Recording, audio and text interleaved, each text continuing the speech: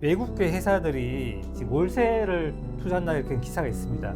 대부분 나라에서는 우리가 월세화 돼 있잖아요. 근데 우리는 전세와 월세 섞여 있어요. 점차 우리가 자산의 규모가 커지면은 변동률도 작아지거든요. 그러면은 월세로 하게 돼 있기 때문에 월세 투자가 조금 효과적이라고 저는 보고 있습니다. 근데 지금은 두 가지 다 어떤 효과를 누릴 수 있어요. 그냥 매가 상승도 하고 할 수 있고요. 월세 상승도 할 수 있는 그런 환경이 있습니다.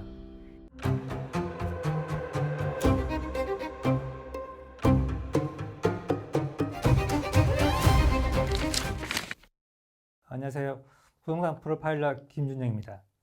이번 시간은 부동산 기사 중에 중요한 우리가 의미를 담고 있는 내용들을 몇 가지 살펴보도록 하겠습니다. 외국계 회사들이 지금 월세를 투자한다 이렇게 기사가 있습니다. 이 기사가 중요한 건 뭐냐면은 지난 첫 시간에 제가 그런 말씀 드린 적 있을 거예요. 월세를 기준으로 해서 매가를 보는 경우 있고요.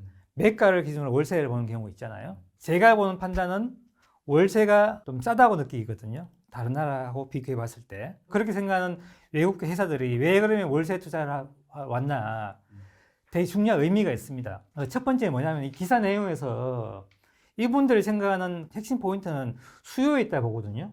여기 보면 인구 구조에서 1인 가구, 2인 가구 있죠. 이 가구 수가 우리가 급격히 늘어나거든요. 이게 1960년대 후반에서 1970년대 생에 자녀분들이 있습니다. 자녀분들. 이분들이 지금 25세에서 한 30대 초반 정도 될 거예요. 이분들의 임대 수요거든요.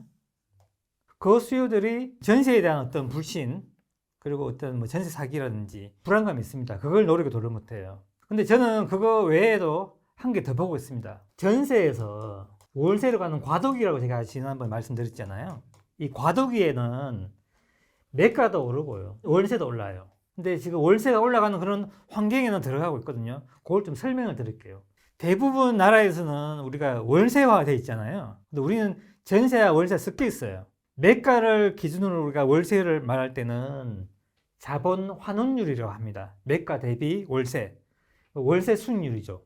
매가를 기준으로 해서 우리가 월세니까 요걸 우리가 월세 수익률이라고 하고요. 근데 우린 전세가 돼 있잖아요. 전세가 만약 50%다면은 전세를 기준으로 하게 되면 뭡니까? 전세 전환율로 합니다. 그래서 월세가 지금 전세를 하기 때문에 싼 편에 들어가거든요. 제가 느끼기에는 상대적으로. 근데 이게 성장률이 둔화하게 되게 되면은 우리 지방처럼 전세 가율이 붙게 돼 있어요. 이렇게 매매하고 전세가 별 차이가 없게 되죠. 그럼 전세 가율이 계속 올라가기 때문에 월세 수익률이 전월세 전환율하고 거의 같아지는 거죠.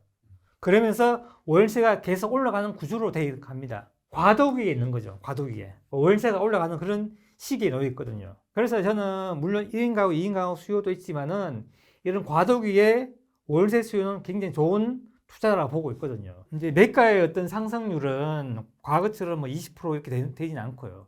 점차 우리가 자산의 규모가 커지면은 변동률도 작아지거든요. 그러면은 월세로 하게 돼 있기 때문에 월세 투자가 조금 효과적이라고 좀 보고 있습니다. 근데 지금은 두 가지 다 어떤 효과를 누릴 수 있어요. 왜냐하면 매가 상승도 하고 할 수 있고요. 월세 상승도 할 수 있는 그런 환경이 있습니다.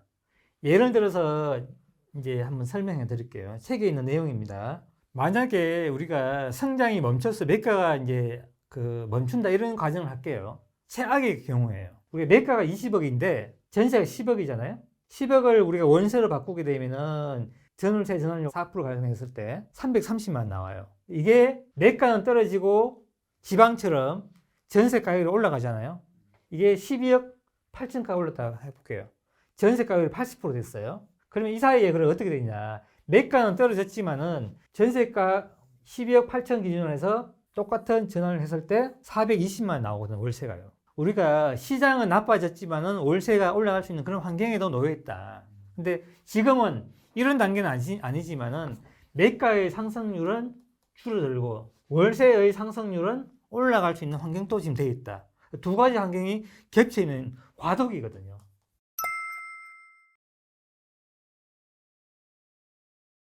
그래서 저는 월세를 좀 많이 권해요. 최근에는요. 그리고 이 전세와 월세의 차이가 뭐냐면은 이 월세화가 되게 되면요. 이 공급이 줄어듭니다. 이 전세는 전세가 살아있으면 공급이 유지돼요. 왜 그러냐면은 수익과 리스크의 차이예요. 이 월세를 투자하기 위해서는 그 지역에 대한 이해도가 굉장히 높아야 되고 이 상품에 대한 월세가 얼마나 할지를 굉장히 파악해야 되는데 이게 쉽지 않거든요. 전세는 시세 차익이기 때문에 이 월세 같은 수익률에 연연히 하지 않고요. 세금에 별 큰 이제 영향을 받지 않습니다. 시세 차익만 된다면요. 근데 이 월세는요, 굉장히 민감해요. 투자에 민감하다고, 투자에. 투자에 민감하다는 건 뭡니까? 수요가 준다는 얘기예요. 그래서 우리가 월세화가 돼 있는 많은 나라들이 공급이 잘 안 돼요. 공급이 잘 안 되기 때문에 그쪽에 우리가 외국에서는 투자자들한테 혜택을 주는 나라도 굉장히 많습니다.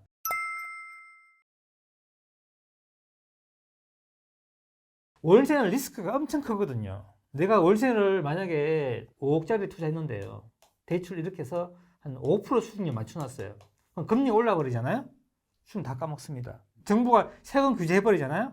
세금 1년에 100만 원에다가 200만 해버렸어요. 한 달씩 월세 날아가 버리는 거잖아요. 수익률 굉장히 민감하게 움직이기 때문에 월세 투자는 쑥 줄게 됐어요. 전세는 다르죠. 시세 차이기 때문에 월세 100만 원, 뭐 세금 100만 원 의미가 없어요. 매가 6억만 되면 1억만 올라주면 아무 의미가 없습니다. 투자자가 많이 생겨요. 공급이 잘 됩니다. 그래서 월세화가 되게 되면 공급도 안 되게 되어 있습니다. 그래서 우리가 전세에서 월세를 가고 있잖아요. 지금 6대4 정도 되는데 이 말은 뭡니까? 공급도 점차 줄어든다는 이야기가 똑같은 거예요. 이런 것들을 전반적으로 봤을 때 우리 월세가 시장에서 괜찮다. 그걸 미리 알고 왔는지 모르겠지만은 제가 보는 관점도 좋다 이렇게 보고 있습니다.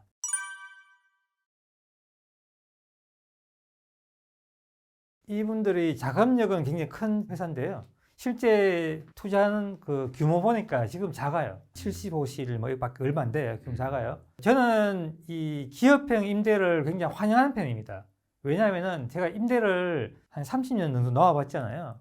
근데 분쟁이 굉장히 심해요. 개인 간의 분쟁이에요. 근데 기업형이 들어오게 되면은 그 분쟁은 조금 더 줄어들고요. 그리고 그분들은 양질의 어떤 임대를 넣고 아마 높은 수익률을 받을 거예요. 그리고 철저한 관리도 해줄 거예요. 근데 개인은 그건 못 하거든요. 그래서 저는 그분들이 싸게 공급하지 않을 거라 저는 보고 있습니다. 근데 대신에 임대의 어떤 개인이 하는 문화는 많이 바꿔놓을 거라고 보고 있어요. 그래서 저는 옳은 방향이라고 보고 있습니다. 그래서 기업형 임대는 우리 시대의 흐름이라고 저는 보고 있고요. 도름이 맞다 이렇게 보고 있어요. 대신에 월세는 올라간다. 네, 그렇게 보고 있습니다.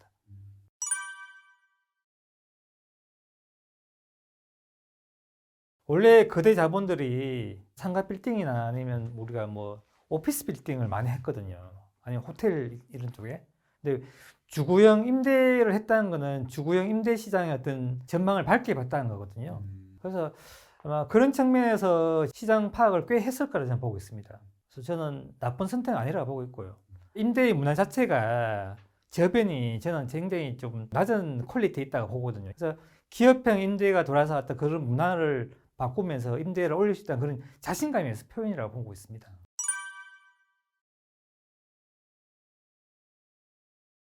1, 2인 가구들이 지금 2차 베이비 부모 세대라고 하는 70년대 초반에 있는 자녀분들이거든요. 1차로 임대로 갔다가요. 그분들이 다시 매매수요 온다고 저는 보고 있거든요. 그 임대를 머무는 그런 기간이 우리 통계를 보게 되면은 지방은 7년이고 수도권 9년 정도 돼요. 그분들의 수요가 두텁되기 때문에 경제력이라든지 이런 걸 좀 보고 지금 아마 들어왔지 않나 그렇게 생각합니다. 충분히 파악했다고 그렇게 보고 있어요. 네.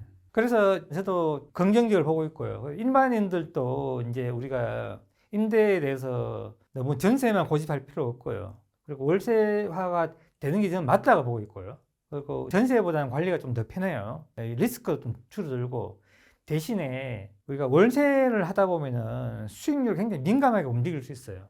근데 실제적으로 월세를 투자하신 분들이 월세를 오래 가지고 있고요. 전세 투자하신 분들이 매매가 잦아요. 왜냐하면 수익이 나게 되면 매매해버리거든요. 그냥. 지금은 전세에서 월세를 가는 그 과도기이기 때문에 매물이 많이 늘어난 것도 난 일부분 영향이 있다고 보거든요. 저도 전세를 지금처럼 어려운 적은 처음이었거든요. 역전세 오면 너무 힘들었다 이런 분 되게 많아서 제주에도요. 그런 분들이 갖고 있는 매매를 통해서 좋은 물건을 월세화를 하는 것도 하나의 방향이거든요. 충분히 고려할 만한 대상이고요. 다 매도하는 건 저는 조금 반대예요. 왜냐하면 여전히 우리나라는 매매 상승도 남아있거든요. 그래서 월세와 매매를 두 개 동시에 선택한다고 생각하고 월세화 시켜놓으면은 월세도 올라가고 매매 차익도 조금 같이 얻을 수 있는 그런 시점이 아닌가 그렇게 생각합니다.